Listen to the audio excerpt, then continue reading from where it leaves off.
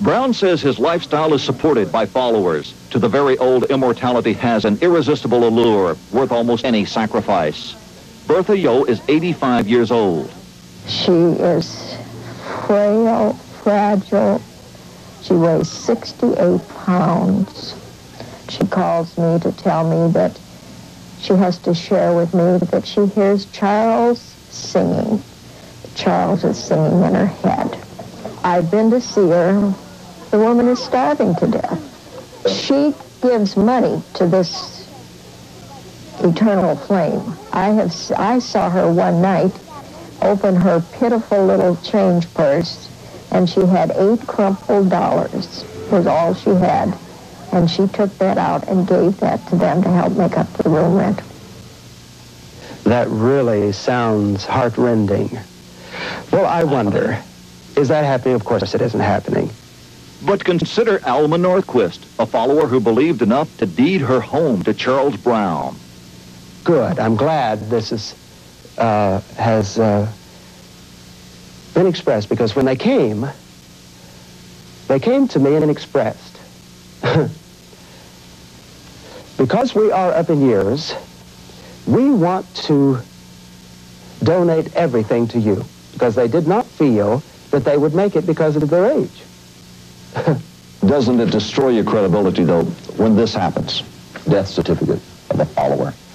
What happened to her? Doesn't it all? Alma Northquist was a beautiful individual. She believed in you, she followed you, she wanted life forever? Yes, she did. What happened? She's dead. What happened? She's dead. She died. A faithful follower died. There may be others that will die. Because to be a follower is not enough.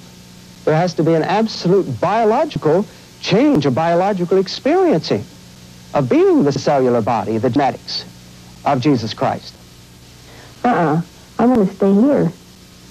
I don't want to die and go to heaven, because don't ever think that death will take you. Meet Gertrude Bailey. At 78, she has joined Charles Brown, hoping to live forever. Mountain springtime. Gertrude Bailey, who is she and what's she like? Well, she's the one who told me that she came here with a great deal of money, but she was now so poor she'd have to go babysitting or take in old people to care for, because she was so broke.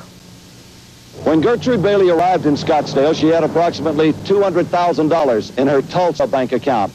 She transferred most of it to this bank, to an account which is now seriously depleted.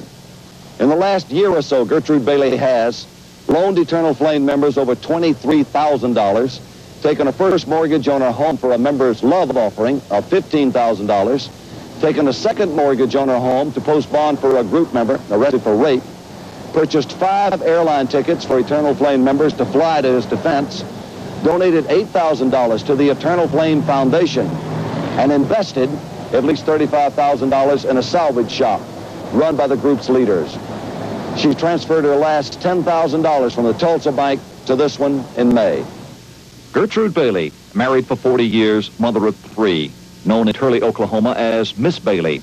She was a successful businesswoman, a churchgoer, devoted to her large family. Her sudden departure after her husband's death shocked them all.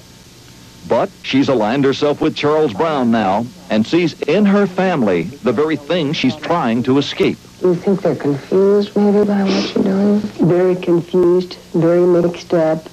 And I do feel like that there's things working in them that is not exactly their fault.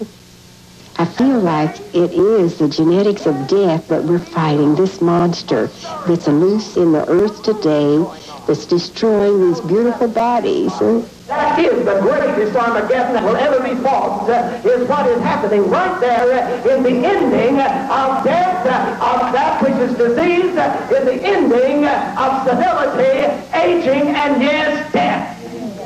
This kind of holding through manipulation of the mind is just as strong as wrapping ropes around someone. In fact, it's much stronger because the individual doesn't struggle. Gertrude Bailey's children felt their mother was sinking deeper and deeper into the grasp of the eternal flame. When she came here to Tulsa to straighten out her financial affairs, the children made one last desperate effort to keep her here. They took her to court to question whether or not she was legally competent to manage her affairs. You solemnly swear the testimony you are about to give in this cause will be the truth, the whole truth, and nothing but the truth.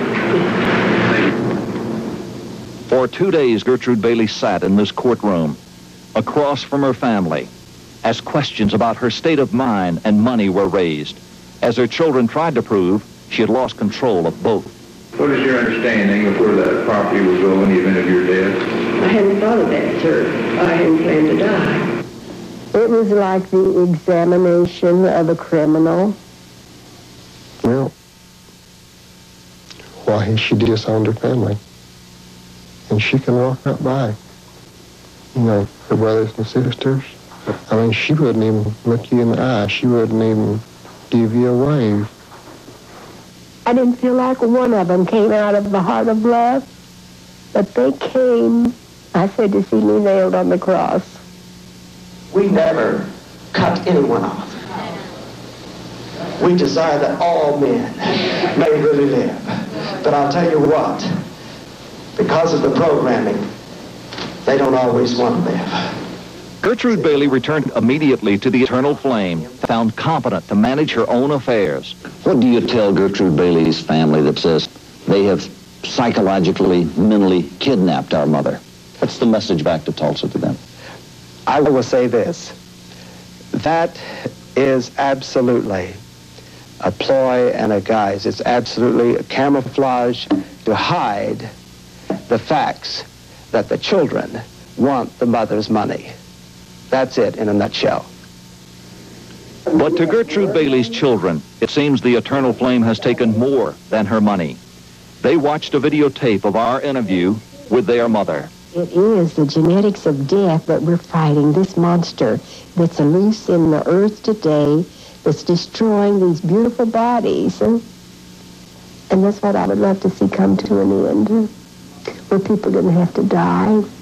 Richard, how did your mother look to you on the tape? She looks hard. That's the way she looks. She makes one very clear and specific charge against all three of you, that you're now arguing among yourselves over the family inheritance. Well, first off, we hadn't argued over anything. We've been closer through this than anything. Second off, she don't have any money left to argue over. Mm-hmm. How do you feel sitting here watching her? Tell me how you feel inside. Oh, I just miss her, I guess. I don't know. It's just too deep to go into detail. I've never been able to get through to her to express my love. In these past 6 months, I could have buried her many times, much easier than seeing her on that TV and not being able to love her. I know I never plan to leave this body of people, never. This is forever. This is forever. I suppose anybody could start a group like the Eternal Flame, and that brings up a question. How can society protect its citizens without infringing on the constitutional right of freedom of religion?